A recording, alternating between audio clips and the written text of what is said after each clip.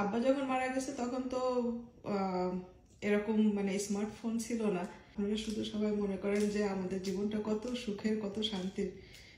এই যে আমরা 2 মিনিটের 3 মিনিটের ভিডিও দেই, ঘুরতে যাইতেছি, বেড়াইতে যাইতেছি, ফ্রেন্ডদের সাথে আড্ডা দিতেছি, তারপরে বাকিটা সময় তখন আমাদের জীবনটা কেমন থাকে। আমি যখন প্রথম যখন আমি আমেরিকাতে আসছি না, যখন আমি একা ছিলাম, তখন মানে রুমমেটদের সাথে ছিলাম। তো এমনও দিন গেছে যে সকালে 12টার সময় কাজে যাইতাম, আর আসতে আসতে রাত্রে 8টা, 8:30, 9টা বাজতো। তো 8:30, 9টার সময় তো আর মন চায় না যে কোনো কিছু রান্না টান্না করে তারপরে কাজের থেকে এসে কোনো কিছু রান্না টান্না করে খায়। আবার দেখা যাইতেছে সকালবেলা ঘুম থেকে উঠছি 8টা, 9টার সময়, মাঝখানে সময় থাকে অল্প একটু সময়, তখন ওই যে রেডি হওয়া, তারপরে আবার বাস ধরে কাজে যাওয়া, গাড়ি তো ছিল না। তো তখন দেখা যাইতেছে যে মানে কত যে দিন গেছে। সকালবেলা তো দেখা যায় খাবার খাই নাই, আর দুপুরবেলা দেখা যাইতেছে 1 বোতল পানি আর চিপস খেয়ে হচ্ছে যে মানে রাত্রে 8টা, 9টা পর্যন্ত থাকছি। তারপরেও হচ্ছে যে কখনো মানে মানুষজনের কাছে কখনো বুঝতেই দিতাম না যে এত কষ্ট করি, এত কষ্ট থাকে। প্রথমে যারা আসে তারা সবাই অনেক বেশি কষ্ট করে, তারপরে আস্তে আস্তে সবাই সেটেল হয়ে যায়, সবাই পুরান হয়ে যায়। তখন কিন্তু মানুষ মনে করে যে প্রবাসের জীবনটা কত শান্তির, কত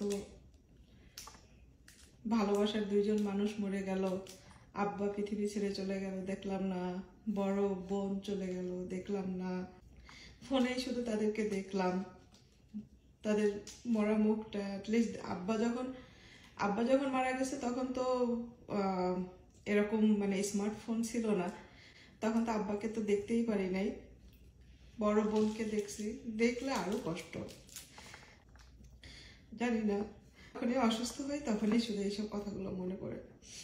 তো যাই হোক, কত কিছুই তো আপনাদের সাথে শেয়ার করি। আপনারা শুধু সবাই মনে করেন যে আমাদের জীবনটা কত সুখের, কত শান্তির, সেই জন্য শেয়ার করলাম। আমার মনে হয় কম বেশি আমরা যারা বিদেশে থাকি, দেশ ছেড়ে বাহিরের দেশে থাকি, সবাই নিজের ফ্যামিলির মানুষজনগুলোকে অসুস্থতার সময় অনেক বেশি মিস করি। যাই হোক, কসকো থেকে হাজব্যান্ড এই ডালিমগুলা নিয়ে আসছে, এত সুন্দর ডালিমগুলা। আর এই ডালিম জানি না কে কিভাবে খান, বাট আমি সবসময় এরকম করে ছাড়াই তারপরে এইগুলাকে মরিচ দিয়ে, একটু মরিচের গুঁড়া দিয়ে, শুকনো মরিচ ভালো করে বেটে মরিচের গুঁড়া দিয়ে একটু হালকা বিট লবণ আর লবণ দিয়ে মাখায় তারপরে খাই, খুব মজা লাগে। যদি কারো মুখে রুচি না থাকে এটা ট্রাই করতে পারেন, আমার মনে হয় কম বেশি সবারই ভালো লাগবে। তো যাই হোক, এই অসুস্থতার সময়ে নিজের পরিবার যে কতটা ইম্পর্টেন্ট সেটা সবাই আমরা বুঝতে পারি।